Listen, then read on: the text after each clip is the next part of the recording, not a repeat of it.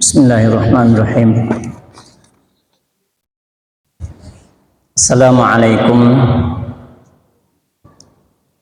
warahmatullahi wabarakatuh.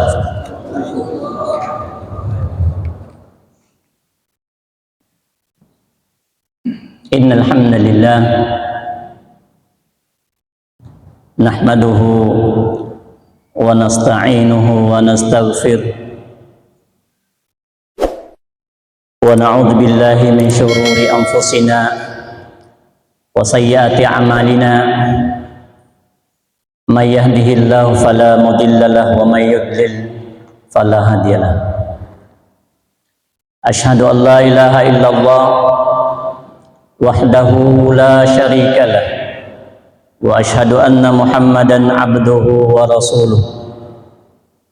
Allahumma salli wa sallim ala nabiyyina Muhammad wa ala alihi wa sahbihi ajmain. Hadirin dan hadirat yang semoga senantiasa dirahmati dan dimuliakan oleh Allah Subhanahu wa taala.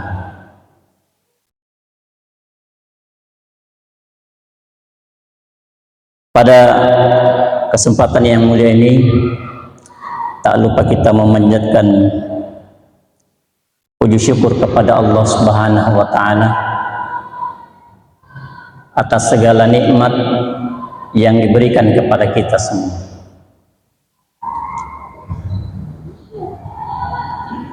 Begitu banyak nikmat, begitu banyak anugerah yang telah diberikan kepada kita, dan pasti kita tidak bisa menghitungnya. Suatu ketika Rasulullah Sallallahu Alaihi Wasallam keluar kepada para sahabatnya. Apa kata Rasulullah Sallallahu Alaihi Wasallam dalam hadis yang diriwayatkan oleh Imam Hakim, bahwa telah datang kepadaku Jibril alaihissalam. Dia menceritakan bahwa dahulu ada seorang ahli ibadah yang mana si ahli ibadah ini beribadah selama kurang lebih 500 tahun lamanya, ya, karena orang-orang dulu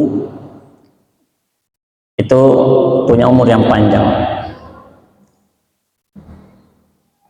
Maka kemudian kata Jibril alaihissalam, singkat hadis ini, pada hari kiamat nanti dia dihadapkan kepada Allah Subhanahu wa taala, dan kemudian Allah Subhanahu wa taala menyampaikan kepada malaikat, wahai malaikatku, masukkan dia ke dalam surgaku karena rahmatku.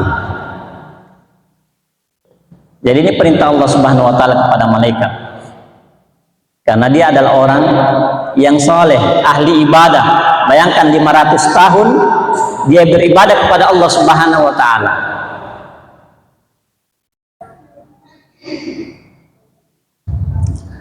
Maka menujulah malaikat ke ahli ibadah ini untuk membawanya masuk ke dalam surga. Tetapi kemudian dia protes. Apa protesnya? Ya Allah, masukkan saya ke dalam surga karena amalku. Dia mengulang 3 kali, ya Allah, masukkan ke dalam surga saya karena amalku. Makanya kemudian Allah Subhanahu wa taala karena diprotes, wahai malaikat, katanya dia ingin dimasukkan ke dalam surga karena amalnya. Kalau begitu mari kita timbang amal ibadahnya yang 500 tahun itu dengan nikmatku yang telah aku berikan kepadanya. Maka ditimbanglah amal ibadahnya yang 500 tahun dengan apa?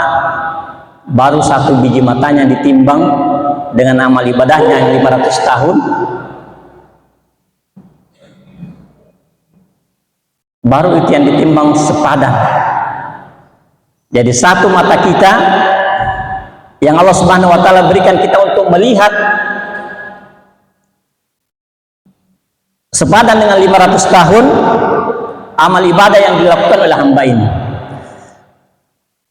Makanya kemudian kata Allah Subhanahu wa taala, wahai malaikatku, karena dia tidak mau dimasukkan karena rahmatku, maka masukkan dia ke dalam neraka.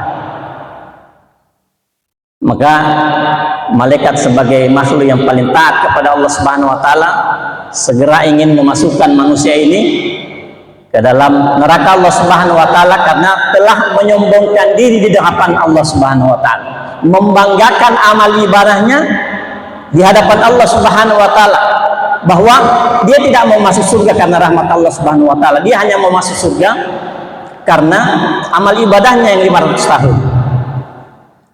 Ketika sudah mau dimasukkan ke dalam neraka, kata orang ini, memohon ya Allah, ampunilah saya, masukkanlah saya ke surgamu karena rahmat. Jadi dalam kisah ini jamaah sekalian, kita bisa melihat bagaimana nikmat Allah Subhanahu wa taala yang diberikan kepada kita sungguh sangat luar biasa. Baru satu nikmat saja, yaitu nikmat mata, itu pun lagi hanya satu sebelah, sudah setimbang dengan 500 tahun ibadahnya orang saleh ini. Salawat dan taslim atas junjungan Nabiullah Muhammad sallallahu alaihi wasallam, sang reformir, sang idola kita, uswatun hasanah, yang insya Allah akan menjadi panutan kita dalam hidup ini. Hadirin yang semoga dirahmati oleh Allah Subhanahu wa taala, kita patut bergembira karena kita begitu mendapatkan kebaikan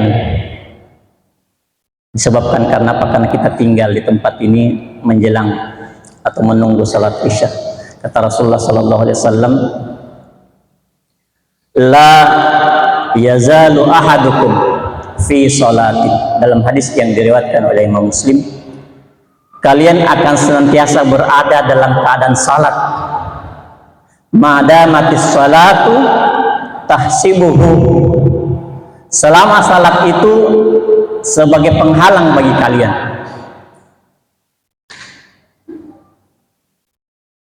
Wala yanfa'uhu ayyankalibu ila ahlihi illa salat, dan kita tidak kembali ke rumah kita disebabkan karena apa? Karena kita menunggu ibadah salat Isya.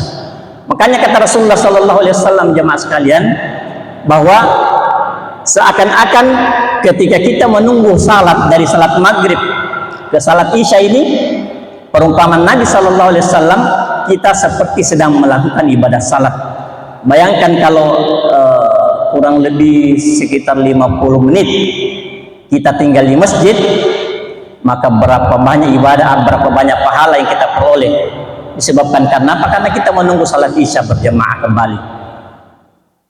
Belum lagi dengan adanya kajian-kajian, pengajian-pengajian, nasihat-nasihat yang disampaikan oleh para mubalik kita, itu pun akan menambah kebaikan kita dari Allah Subhanahu wa taala yang akan mengundang rahmatnya kepada kita.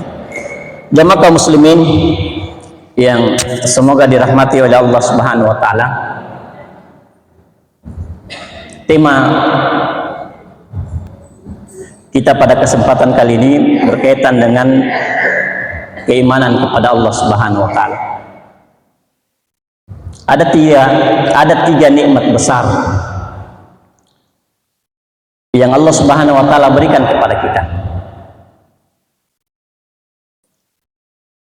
Dan di antara tiga itu ada satu nikmat yang paling besar yang Allah berikan kepada kita, yang tidak ternilai harganya.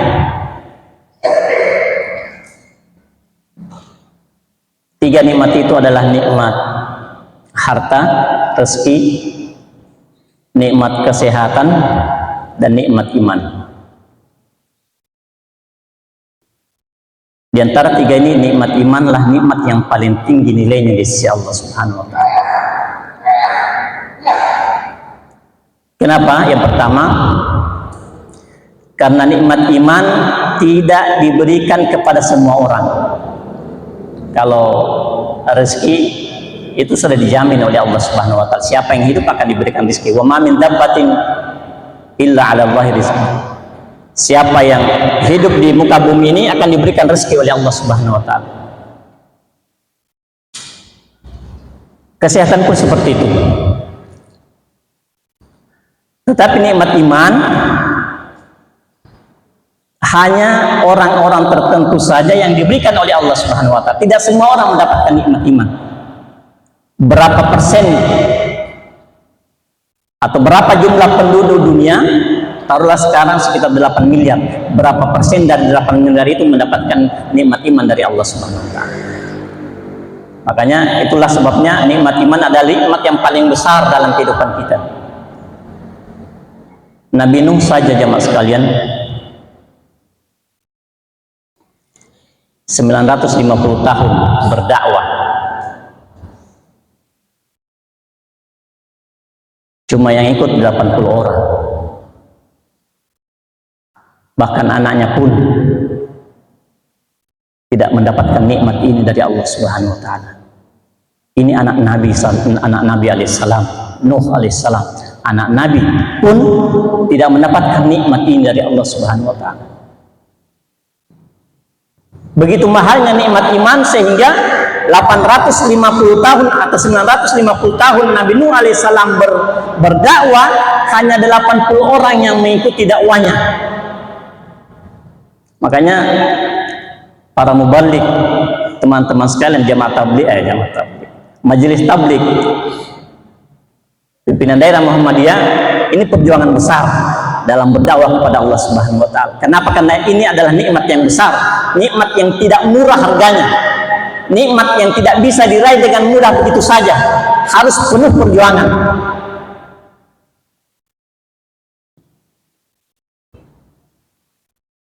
Kalau kita berkaca kepada kisah Nabi Nuh alaihissalam, siapa kita? Kita hanya orang biasa, sementara Nabi Nuh alaihissalam adalah kekasih Allah, Nabi Allah Subhanahu wa taala. Tetapi toh 80 orang pengikut beliau. Nabi Ibrahim alaihissalam, walaupun beliau seorang nabi pun, tetapi ayahnya juga tidak diberikan nikmat iman oleh Allah Subhanahu wa taala. Nabi Lut, bahkan Nabiullah Muhammad sallallahu alaihi wasallam, kekasih Allah Subhanahu wa taala, manusia pilihan yang toh pamannya sendiri tidak akan mendapatkan nikmat iman ini dari Allah Subhanahu wa taala. Bagaimana perjuangan paman Nabi sallallahu alaihi wasallam ketika Nabi sallallahu alaihi wasallam berdakwah? Tidak sedikit perjuangannya, bantuannya, pertolongannya kepada Nabi sallallahu alaihi wasallam. Apatah lagi ketika Nabi diboikot, ingin dibunuh, paman Nabi sallallahu alaihi wasallam sebagai tamengnya. Makanya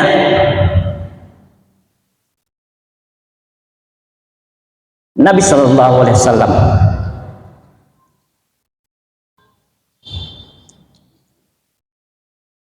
ketika pamannya ingin wafat dalam pembaringannya, apa kata Rasulullah SAW? Begitu inginnya dia bagaimana supaya pamannya mendapatkan nikmat ini. Kul ya ammi, kul la ilaha illallah, wahai pamanku, katakanlah kalimat la ilaha illallah, kalimatan uhajjuka biha indallah yaumal qiyamah. Katakanlah kalimat la ilaha illallah sebagai dasar bagi saya untuk menghadap Allah Subhanahu wa taala nanti di hari kemudian, supaya engkau mendapatkan rahmat dari Allah Subhanahu wa taala. Apa kata Allah Subhanahu wa taala? Innaka latahdi man ahbabta walakinnallaha yahdi man yasha. Wahai Nabi, engkau tidak akan bisa memberikan petunjuk siapapun, walaupun itu orang yang kamu cintai, orang yang kamu sukai, orang yang kamu sayangi. Ini adalah Nabi Muhammad sallallahu alaihi wasallam yang bagaimana hubungannya dengan Allah Subhanahu wa taala pun tidak mampu memberikan nikmat iman kepada pamannya Abu Talib.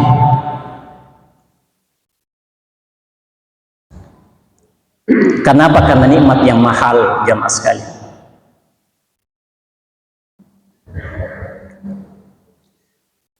Kenapa nikmat ini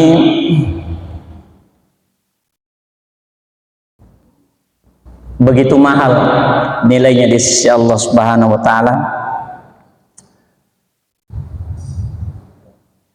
Kita lihat kisah Ashabul Ukhdud dalam surah Al-Buruj, was-sama'i dzatil buruj wal yaumil maw'ud.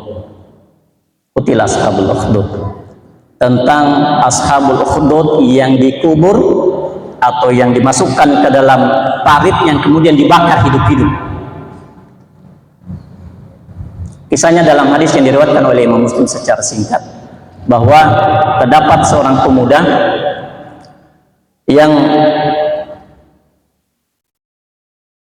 dibawa ke hadapan raja kafir. Tak kala diperhadapkan, disiksa, disuruh mengaku siapa yang mengajarkan keimanan itu kepada kamu. Maka pada akhirnya si pemuda ini mengaku bahwa ada rahib, ada pendeta, ada ulama yang mengajarkan saya. Maka kemudian dipanggil ulama ini, dipanggil rahib ini. Apa yang terjadi jamaah sekalian ketika dipanggil? Dipenggal lehernya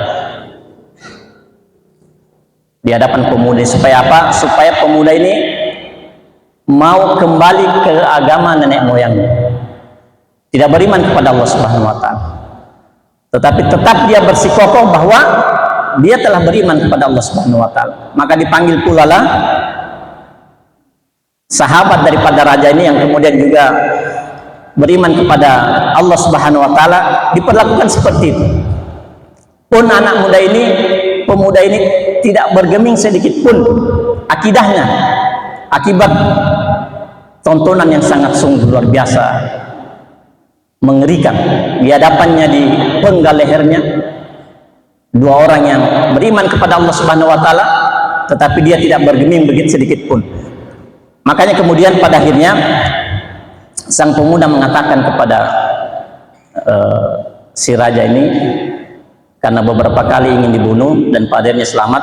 Makanya kemudian si pemuda ini mengatakan, wahai Tuan, Anda bisa membunuh saya kalau Anda membawa saya di tengah lapang yang disaksikan oleh rakyat, penduduk, yang kemudian pada saat itu Anda mengambil sebuah panah dan melesatkan kepada saya, memanah kepada saya, sambil mengatakan apa? Bismillahi birabbi hadzal rajul, dengan nama Allah saya beriman kepada lelaki ini. Jadi sebenarnya sudah menang sebenarnya si pemuda ini. Nah, dikumpulkanlah penduduk atau rakyat pada saat itu, dan terjadilah apa yang terjadi.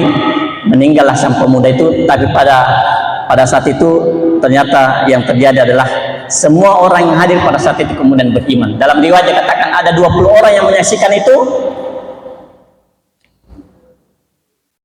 Maka kemudian pada saat itu semuanya beriman kepada Allah Subhanahu wa Ta'ala, karena sudah mendengar kisah atau cerita pemuda ini, yang pada akhirnya kemudian betul-betul bahwa dia adalah pemuda yang beriman kepada Allah Subhanahu wa Ta'ala. Keimanannya kepada Allah Subhanahu wa Ta'ala adalah keimanan yang benar, keimanan yang betul. Makanya 20.000 orang ini beriman kepada Allah Subhanahu wa Ta'ala, dan ini semakin menjadikan raja ini murka, dan pada akhirnya menggali lubang, menggali parit, dan dimasukkanlah semua orang pada saat itu. Apa yang mereka pertahan kecuali wa ma nakamu minhum illa ayyuminu billahi. Mereka tidak melakukan itu kecuali beriman kepada Allah Subhanahu wa Ta'ala. Dimasukkan semua satu persatu dalam api yang besar. Dalam kisah itu bahwa ada seorang wanita yang sedang membawa bayi. Dia kasihan melihat bayinya. Ya, seorang ibu yang punya kasih sayang luar biasa, tak tega kalau kemudian anaknya ikut dibakar. Maka Allah Subhanahu wa Ta'ala menguatkan dia, sambil kemudian anak bayi itu berkata, ya ummah isbiri, ya ummah isbiri, innaki alal haqqi, wahai ibuku, bersabarlah karena sesungguhnya engkau berada dalam kebenaran. Inilah yang menjadikan dia kemudian terdorong, termotivasi untuk kemudian juga melompat ke dalam parit yang ada apinya yang satu. Inilah nikmat iman yang mahal.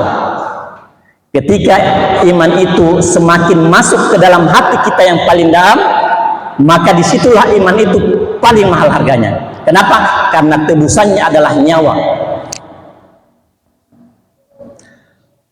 Sama dengan kisah tukang sihir Fir'aun. Ketika Nabi Musa alaihissalam ditantang oleh Fir'aun laknatullah untuk bagaimana supaya mematikan dakwah daripada Nabi Musa alaihissalam, diundang Musa alaihissalam ke sebuah tempat yang kemudian Fir'aun pada saat itu bersama para konco-konconya, yaitu tukang-tukang sihir. Maka tatkala Musa alaihissalam berkumpul bersama para konco-konco Fir'aun ini,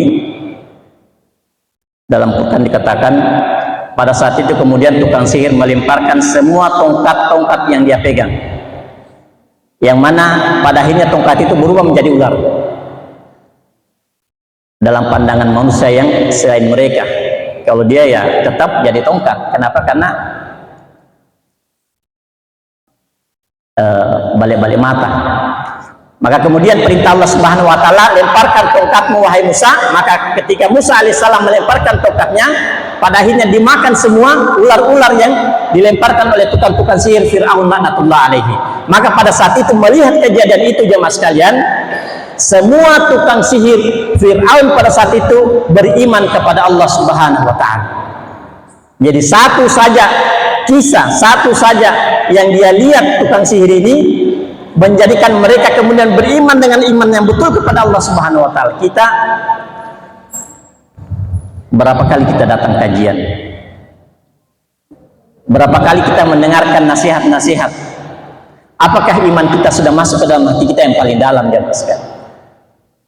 Ashabul Ukhdud tadi baru satu kali menyaksikan peristiwa yang luar biasa dahsyatnya. Tukang sihir Fir'aun baru satu kali melihat peristiwa yang sangat luar biasa. Kemudian mereka beriman kepada Allah dengan iman yang paling mendalam. Jamaah sekalian yang semoga dirahmati oleh Allah Subhanahu wa taala. Itulah ketika iman yang mahal ini masuk ke dalam hati kita, maka nyawa sekalipun akan menjadi taruhannya. Sama dengan kisah Masyitah binti Fir'aun.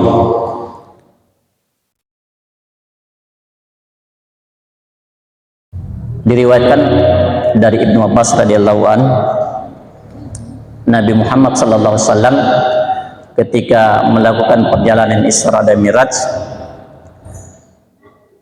tak kala sampai di suatu tempat, beliau kemudian mencium bau yang sangat wangi. Kata Nabi sallallahu alaihi wasallam kepada Jibril, "Ma hadzal rih at-tayyib?" Apa ini bau yang sangat enak, sangat bagus ya Jibril? Kata Jibril alaihissalam, bau itu adalah bau dari Masyitah binti Fir'aun. Bau itu adalah milik Masyitah binti Fir'aun. Ada apa dengan Masyitah binti Fir'aun? Masyitah binti Fir'aun ini adalah tukang sisirnya anak putrinya Fir'aun. Jadi Masyitah itu artinya tukang sisir. Kenapa dengan Masyitah? Suatu ketika zata yaumin, pada suatu hari Masyitah sedang menyisir anak perempuannya Fir'aun laknatullah. Ya, orang-orang dulu itu rambutnya panjang-panjang, dan itulah akan menambah kecantikan seorang wanita ketika rambutnya tambah panjang, tambah cantik. Makanya ada profesi tukang sisir. Ya. Ketika suatu hari Masyitah ini menyisir putri dari Fir'aun laknatullah,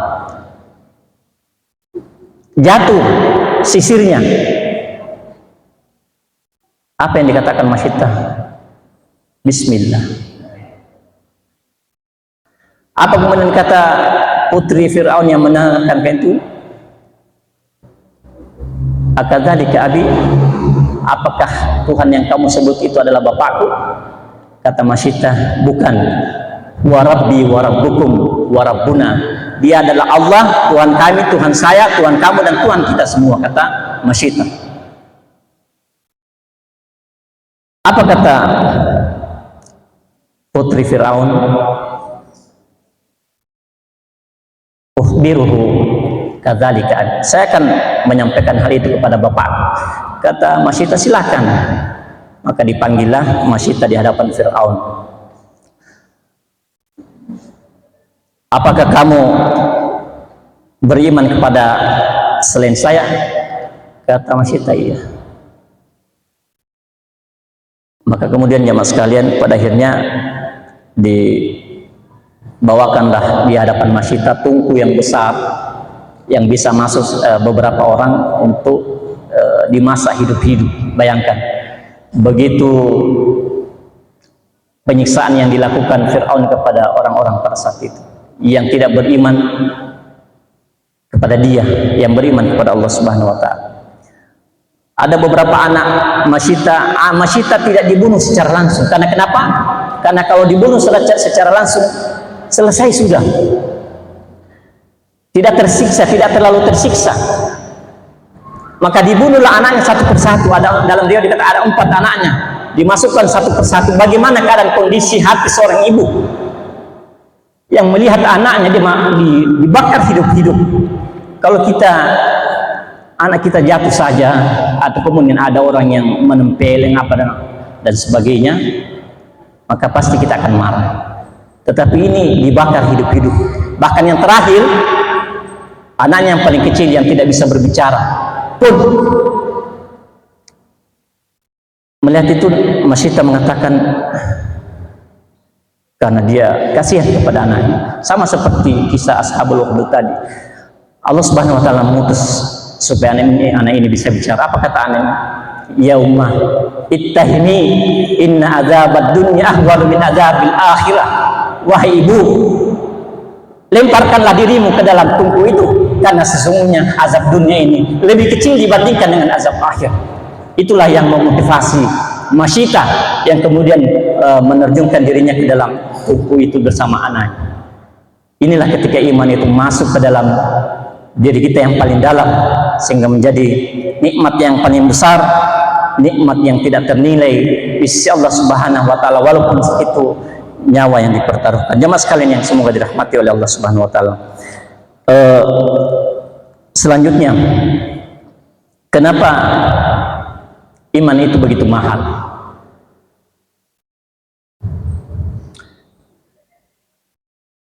Karena dia sumber kebahagiaan. Dalam Al-Quran surah An-Nahl, Allah Subhanahu wa Ta'ala berfirman,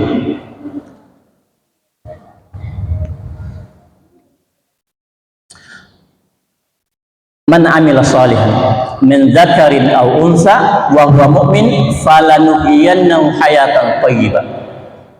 Dalam surah An-Nahl ayat 97 Allah Subhanahu wa Ta'ala berfirman, man amila salihan, siapa yang berbuat baik, min dzakarin aw unsa, dari laki-laki atau perempuan, wa huwa mu'min, sementara dia dalam keadaan beriman kepada Allah Subhanahu wa Ta'ala, falanuhyiyannahu hayatan thayyibah.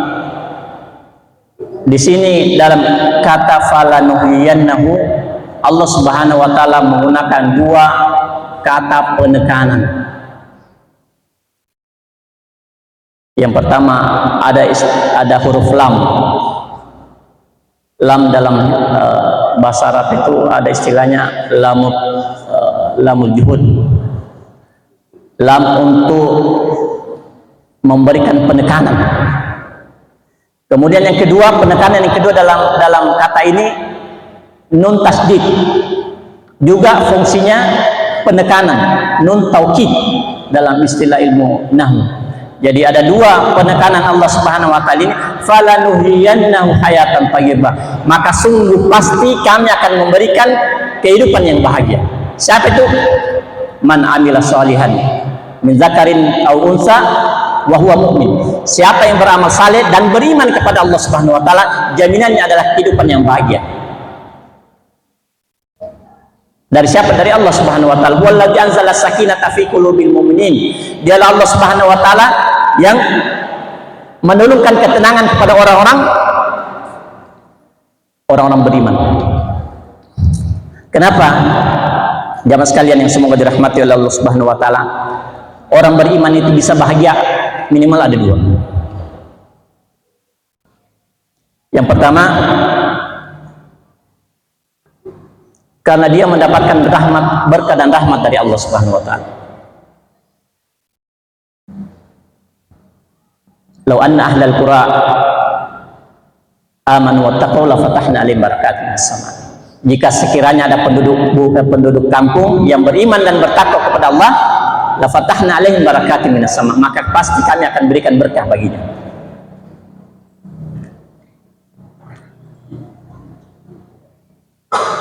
Kaitan dengan berkah ini jamaah sekalian, ada beberapa hal yang diberkati oleh Allah Subhanahu wa taala. Yang pertama, kita sendiri. Orang beriman itu akan diberkati oleh Allah Subhanahu wa taala.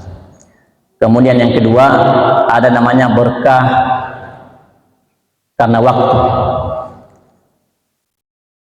Makanya ketika ada waktu-waktu berkah, mari kita manfaatkan waktu berkah itu. Apa? Salah satu waktu yang paling berkah adalah bulan Ramadan.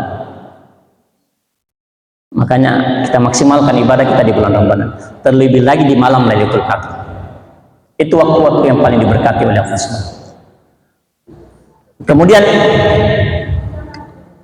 yang kedua, ada berkah dalam bentuk tempat.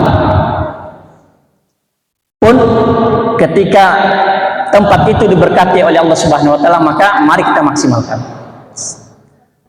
Tempat itu misalnya Masjidil Aqsa diberkati oleh Allah Subhanahu wa taala. Ketika ada orang salat di situ, kata Nabi, 500 pahalanya, atau 500 bagiannya. Di Masjidil Haram 100.000, di Masjid Nabawi 1.000. Di masjid kita ini 27. Setiap kita pergi ke masjid, kita dapat 27 derajat.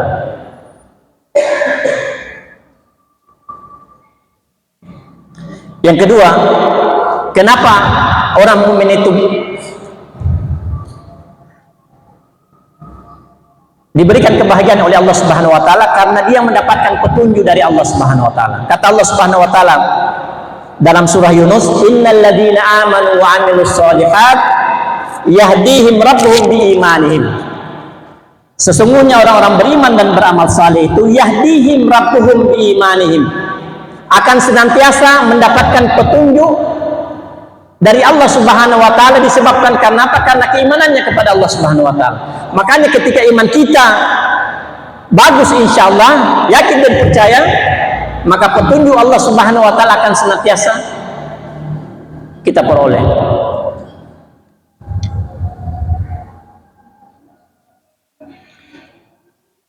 Kenapa kehidupan kita sekarang diisi dengan begitu banyak kemaksiatan, begitu banyak musibah? Kemarin di Kediri ada terjadi perkelahian di masjid. Disebabkan karena apa? Karena mau semua jadi imam.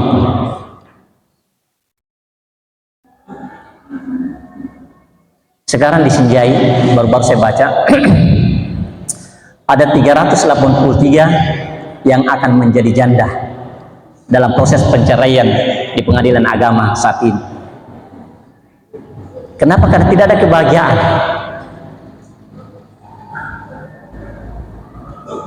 Faktor terbesarnya karena judi online.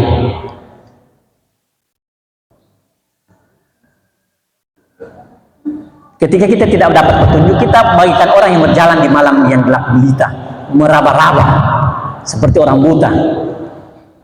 Tetapi ketika kita beriman kepada Allah Subhanahu wa taala, kita bagikan orang yang ada cahaya. Yang mana jalan yang mau dituju, yang mana jalan yang kita tidak boleh lalui. Itulah iman yang memberikan kebahagiaan dalam diri kita, yang langsung mendapatkan petunjuk dari Allah Subhanahu wa taala. Jamaah kaum muslimin yang semoga dirahmati oleh Allah Subhanahu wa taala. Oleh karena itu, nasihat Rasulullah sallallahu alaihi wasallam berkaitan ini, kata Rasulullah sallallahu alaihi wasallam, badiru bil a'mal fitanan kaqat'il laili al muslim. Kata Rasulullah sallallahu alaihi wasallam, beramallah secepatnya. Jadi kalau kita sudah mendapatkan kebenaran dari Allah Subhanahu wa taala, mari kita amalkan. Jangan sampai seperti malam yang gelap gulita. Yusbihur rajul fiha mu'minan, seperti seorang lelaki yang pagi harinya mukmin, yumsi kafiran, sore harinya kafir.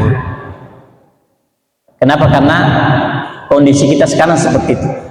Akan kata Rasulullah sallallahu alaihi wasallam bahwa ma min zamanin, tidaklah suatu zaman itu lebih buruk kecuali yang akan datang itu lebih buruk dari sekarang, kata Rasulullah, sampai kemudian kalian bertemu dengan Tuhan kalian. Jadi saat sekarang ini, masa sekarang ini atau masa yang akan datang itu jauh lebih buruk dibandingkan dengan masa sekarang. Bukan karena persoalan rezeki, tetapi persoalan keimanan yang kurang. Makanya akan banyak kemaksiatan yang akan kita lihat. Karena kenapa? Karena sesuai dengan sabda Nabi Sallallahu Alaihi Wasallam bahwa semakin menuju ke kehidupan akhirat, maka zaman itu akan semakin jauh daripada keimanan kepada Allah Subhanahu wa taala. Oleh karena itu, sekali lagi, mari kita banyak beramal. Semoga dengan amal itu akan mendekatkan kita kepada Allah Subhanahu wa taala, yang kemudian mengantarkan kita menjadi hamba-hamba Allah Subhanahu wa taala yang mendapatkan rahmat, petunjuk dari Allah Subhanahu wa taala. Hadanallahu wa iyyakum. Assalamualaikum warahmatullahi wabarakatuh.